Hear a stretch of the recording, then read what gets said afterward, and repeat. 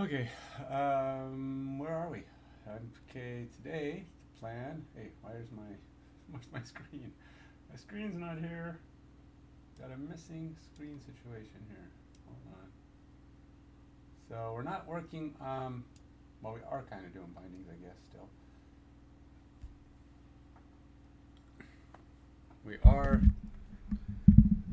still trying to work my situation here. I apparently got all kinds of messed up screen stuff here.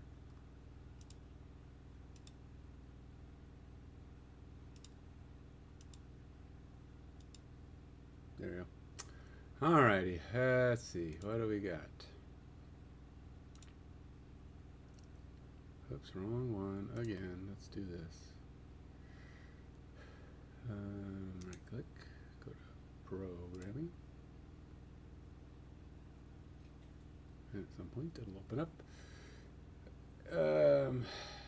Yeah, yesterday I had somebody asking me about my split keyboard. I do use a Kinesis split keyboard. That's my keyboard of choice. I love this thing. It's expensive though. I got one on eBay with the risers for 117, but I mean, like this one here is 190.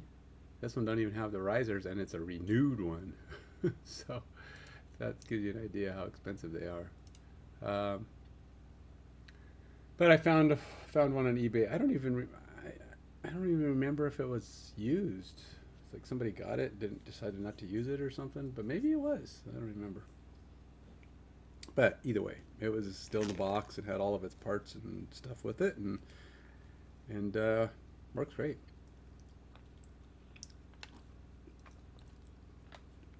But I will say, if you're not 100% touch typist, like I'm probably 98% touch typist. I have some trouble with some of the extended numbers and items, and I have to look. But it's it's a pain if you're looking down all the time, because it's just your buttons are off. They're off to the side. They're set to be comfortable for your hands. So you get to tilt your hands and type kind of like just like what's a natural position. You can even have your hands rested on the little pads that it has, and your hands just are comfortable. They're not like if you rest your hands on a normal pad, you still on that bone. Here it's like you're always on the flat of your hand, and it's just your hands aren't like this and twisted and just nice. Plus, if you ever feel like it's off a little bit, you just move it out. I've got a solid 6 inches between on the bottom part, and probably I have it tilted, so the top's got a good probably another inch on the top, and sometimes I even spread them apart more, where it's like maybe an inch and a half on the top and 7 inches on the bottom. So it's pretty cool that you can split it that way, and it's just more comfortable. Because if you're a big guy too, right? Your arms are farther apart, so bring it into a keyboard. Even with your arms to your sides, you get into that middle part. You're like this the whole time. You might be like this, I guess, if your hands are down, but and if you're try to get into that right position, but it's still your wrists are always cranked, and so you want to try to get kind of like that, and you want if you can be comfortable, have your arms out like this, even better, nice and wide. Have your shoulders where you want them to be. Maybe even have your arms on the armrest. But if you're an armrest person, I don't like using armrest.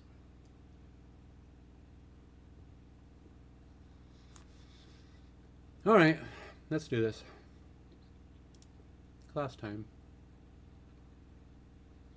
Goal here: finish up week 3.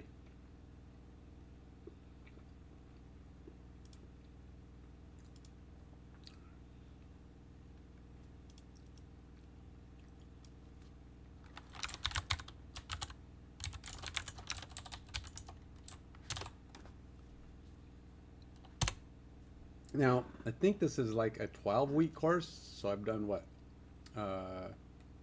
3 weeks in a little over a week. It's really not that hard. I mean, again, these Coursera courses are designed to go at a pace that you're only doing it maybe a couple hours a night.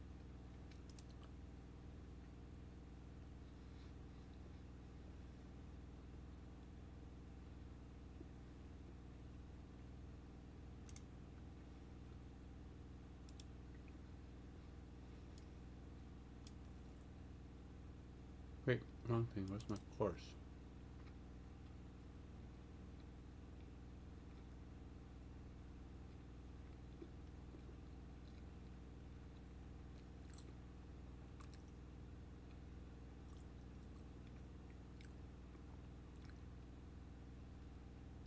It's not it. I don't know what happened to my Coursera course.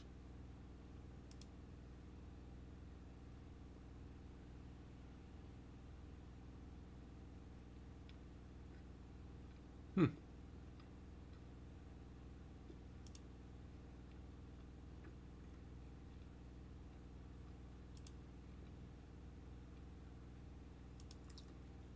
All right, let's try that again. Let's go find it.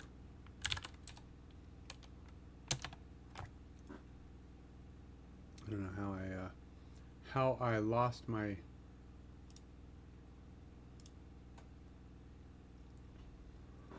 What am I logged in as? Yeah, I'm a little disorganized, I guess. I should have probably logged in all this stuff earlier.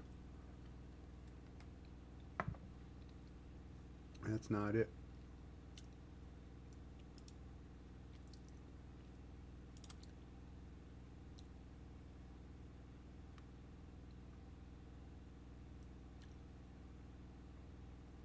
Oh, here we go. I'm not sure how I lost this, but unless it's there and I'm just...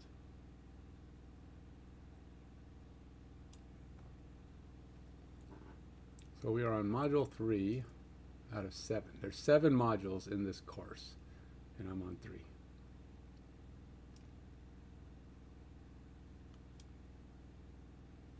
Is it this one?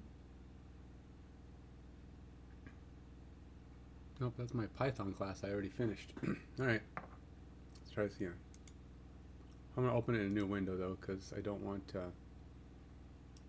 I want it on the screen I'm doing my work on.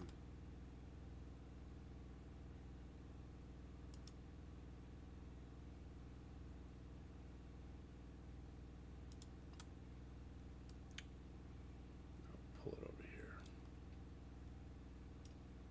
So I think today's bit is just an exercise today. We got one exercise, and then I have to do a quick quiz and knowledge check and test prep and lesson summary. Test prep due June 9th. What is June 9th? Oh, well, I got like weeks ahead. Quiz 7 questions. Grade, don't know. But I'm gonna be done with that.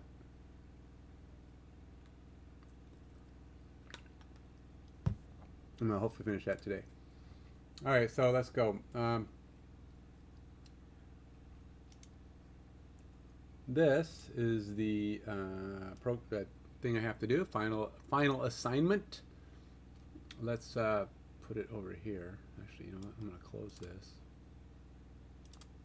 and then we'll put it on my left, and then we will put my programming materials on the right. And yeah, let's go through this. Exercise write data with output bindings. Okay, so we've already done an input binding one. So we're pulling data in, but now we're doing stuff with the out. And this means this is where we would like save to your data or save to your database or something, I believe. All right, so we're going to go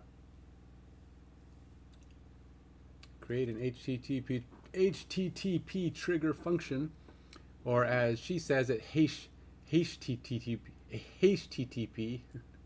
She really emphasizes the H.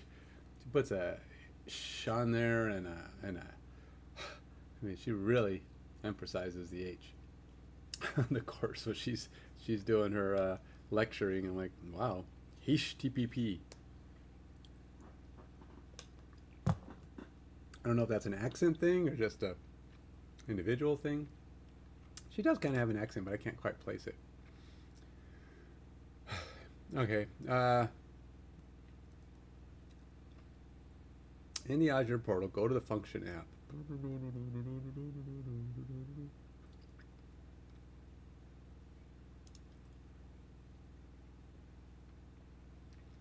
All right. In the breadcrumb path at the top of the HTTP trigger, I don't know, go to the app. It's created by selecting the name of the function app in the breadcrumb path at the top of the HTTP trigger 2 function, which to me was just this one. My trigger 2 is the binding test.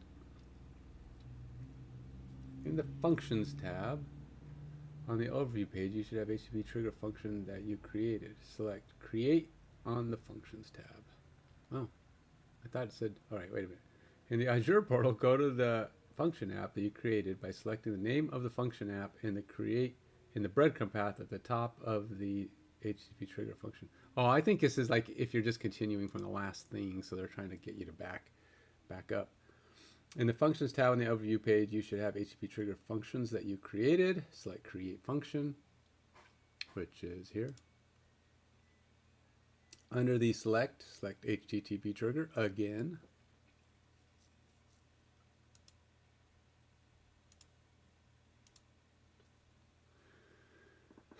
Then select next, accept the defaults and the template details, and click create. So this one is going to be, they're calling it trigger 3, but I don't want to. So we're going to call it HTTP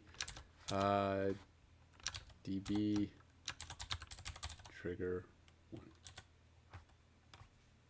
And we'll just say create.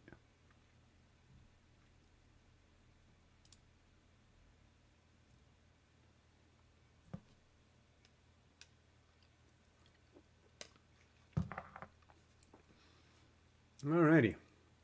So in the inputs box, select add input. Where's an inputs box? Oh yeah, we got to go to integration. Did it already tell me that? Yep. Integration. Hey, I'm getting to know where it is without add input. In the binding type, select Azure Cosmos database. Azure Cosmos database.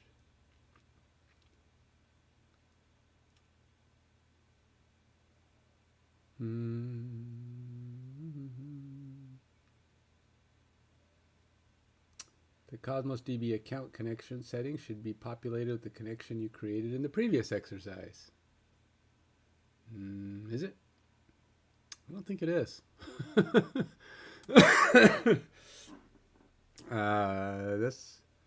Oh, the account connection. Yeah. Okay, that's there. So never mind. If you don't see your connection listed, it is. Enter the following values for the rest of it. Okay, so we got document parameter, and bookmark again, and then we're doing this again. Database name, func-io-db, and then we got document ID. Did we do a collection name? Bookmarks. And document ID, squiggly. Squiggly ID, squiggly. And then squiggly ID, squiggly. And it's a partition key, and then we leave this one blank. Okay, so, and then we just go, like the independent binding that we created in previous exercises, we'll look at the bookmarks. So we tied the document ID that our function receives to create the document. Binding trigger, HTTP binding returns. Select OK. Save the input binding configuration. Guess it's just add because there's really not an OK, a button here. Add an Azure. Now we're doing the DB output binding, so we can probably do it here. So we're going to go to integration pane for play and add output. It's going to do Azure Cosmos database again. So this is how we're bringing it in from Azure, and we're sending it out to the database.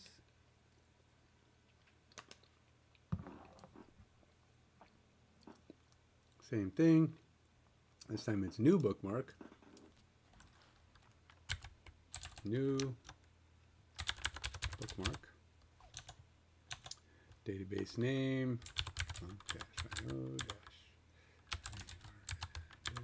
-io-db. Collection is bookmarks. And then partition key is \ID. If true, creates the Cosmos. If true, creates the Cosmos DB database and collection. If true, what? What is that? What? If true, creates the Cosmos DB database and collection. It's funny. It's the exact same words. What the heck is the help on that? I don't know. I assume that means if the database doesn't exist, because it says creates the Cosmos DB database and collection. So it would do the whole thing if, in fact, you don't have it yet. So add. All right. Add an Azure Q storage output binding.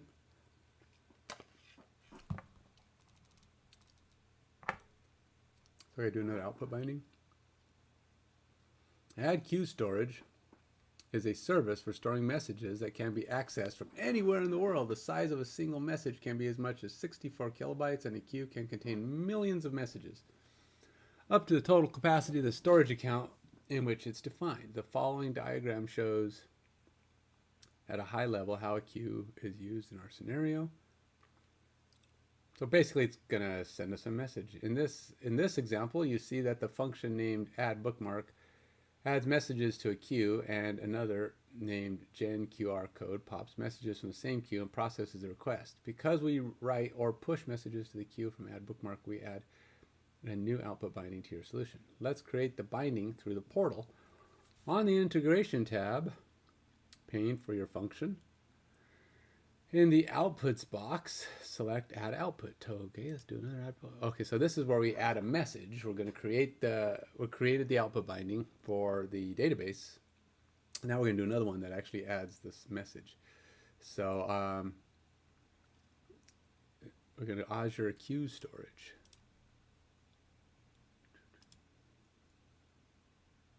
This can be pretty cool. I have a feeling this is kind of a neat function.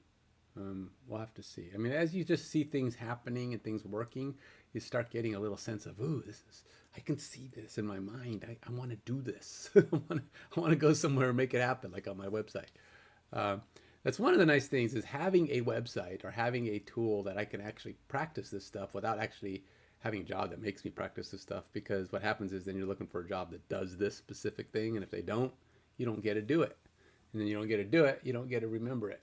So that's kind of what I found with TDD. I learned all these functions and ways to do TDD, and it took years before I was able to do it again. I was basically forced to kind of learn it again, even though I had taken a class for it, and really got excited about it. And then my company wasn't like doing that, even though they're the ones who sent me to the class. They wanted us to get ready for it, but then it took years before they actually were ready to start doing it. Really annoying. I actually put it in my code for a little while there, but I couldn't keep up because they wouldn't give me time to do the TDD when we were always under, deadlines, move the next thing forward. Okay, if a message appears prompting you to install, well, we didn't get that, so we're not talking about that. Next, we set up a storage account connection where our queue is hosted. Under storage account connection, click new. Wait, don't I have a storage account? Nope, guess not.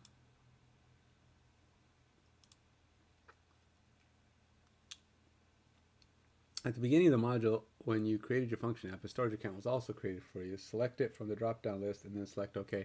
I'm guessing that's the one because I only have the one. So I don't think I have another storage account. And if it created another storage account, then why wasn't it here? I don't see it. Well, unless there was one here that I... Oh, no, I do have this one. Let's do that one instead. Oh, no, that's my C# one, so no, I don't want that one. It's got to be this one.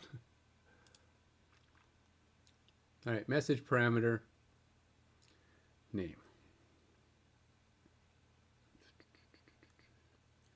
Output queue item. Okay, well, I guess we're just leaving it. Oh, no, the old value. We're changing it to new. They're actually telling us what it was. New message. And then it's like bookmarks dash post dash process. Bookmarks post process. Select OK, or in this case, select add, because there is no OK. All right, now we got two output bindings. Update function implementation. We now have all our bindings set up. It's time to use them in our function to open the index.js.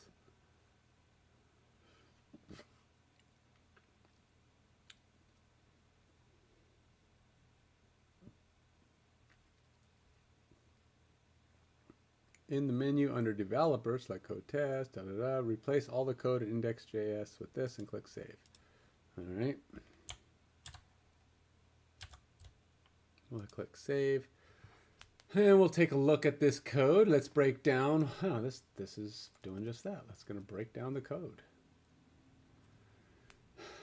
All right, because the function changes our data, we expect the HTTP request to be a post and the bookmark data to be part of the request body. Our Azure Cosmos database input binding was found. Adding to the database is a simple setting. Binding parameter to the new bookmark entry, which we have created in a JSON string. Okay, so let's look at this. We have our response equals status 422 body bookmark already exists. So obviously we can't create it. So that would be, I guess, the response of an error. Else, create a JSON string of our bookmark. So we got bookmark string, we got the ID, got the URL. Context by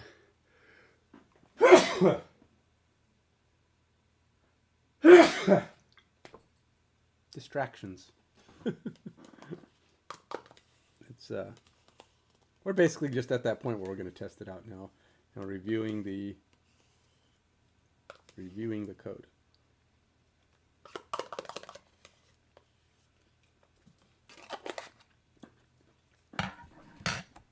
Now keep in mind, you have to kind of review the code, right? Because you just drop code in. And if you don't actually go through it line by line, you may not know what you just dropped in. So the first one is just checking to see if it already exists. And that's, you're going to get a response back from the outputs. And it's going to say, hey, we've already got this. And then we have the JSON string of our bookmark. And then it's going to, this is actually, it's putting it in there. It's going to turn it into a JSON. You have the basics, just the ID and the URL. Write this bookmark to our database. And we're going to have binding the bookmark, the new bookmark, push this bookmark onto our queue. So that's the next thing. We're going to create the message for it. And then tell the user all as well. And this is where it responds and types in on your page, content type, bookmark added, yay, you know, and then the headers. And that's it. That's all it is. Pretty simple. Pretty basic. The only task you performed was to create a queue binding. You never created the queue explicitly. You are witnessing the power of bindings, as the following notification declares the queue is automatically created for you if it does not exist. So that's it. Let's see our work in action. Yeah, let's do that. In a command bar of the code text, click test run. And then we're going to go to HTTP post. We have master host key, got it. And then we're going to say in the HTTP method drop-down list, we got post. Replace the contents of the request body with the following JSON.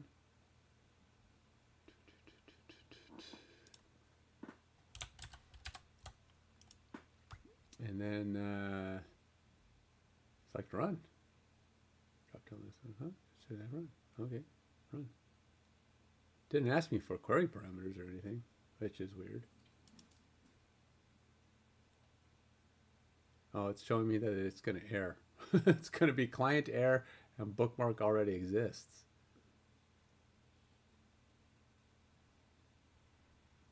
Maybe, if it finishes. I don't think that's what it's supposed to do. It's supposed to output 500 internal server error, 422 client error. So something did not happen like it was supposed to.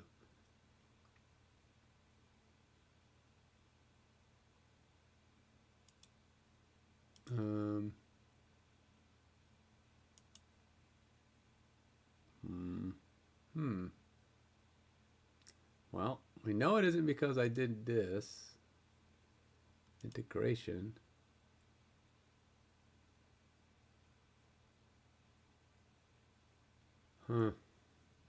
Something went down the hill, man. So why do things not work the first time for me? What is the problem? I didn't do anything except copy and paste this, so I know it's not code problem. HTTP method post. I'll run it again. Worse, it does give me the same error. Same error. Okay, so what did I miss? Did I skip a step?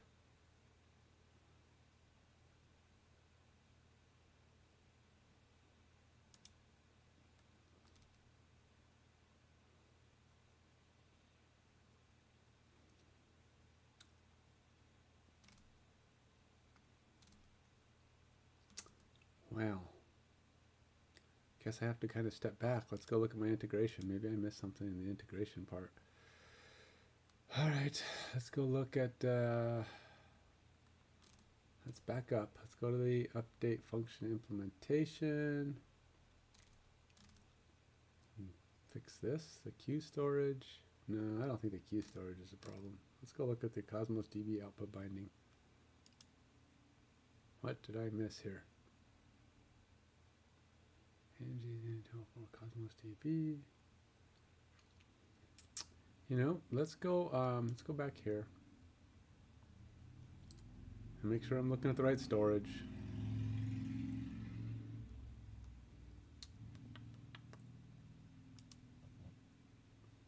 So if I go to storage accounts, I only have the two. I have I have the one.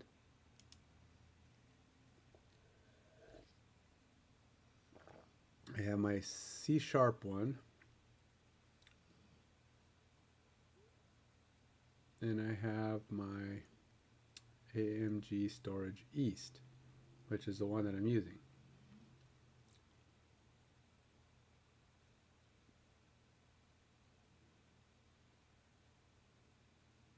Okay. So if I go back here, AMGZ, AZ2, that's the account connection. So if I go back here,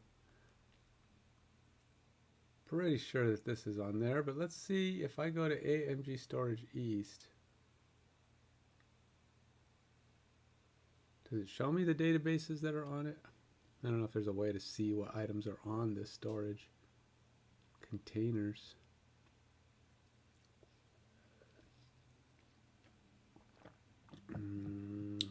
Nope. There's got to be a connection between the storage and the database, right? Somewhere.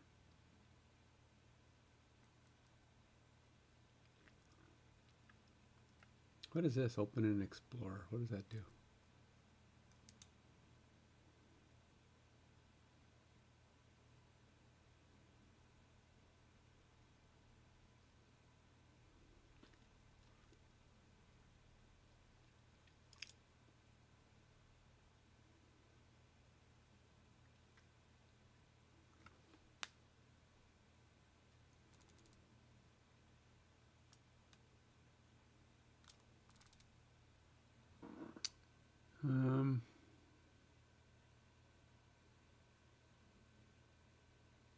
Nope, there's not really any extra information there, is there?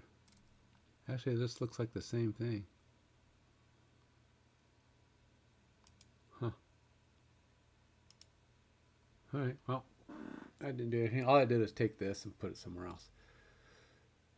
I was looking to see if there was a database reference on here at all. I don't see a database reference.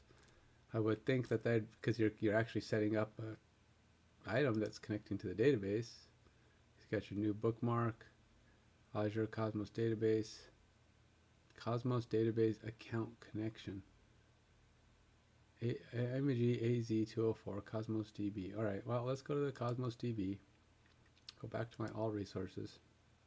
IMG AZ Cosmos DB. So we're going to go here, and then I should go to the Data Explorer. And I'll skip that. All right, hold on. I gotta Incoming call from hold on. 530-990-4103.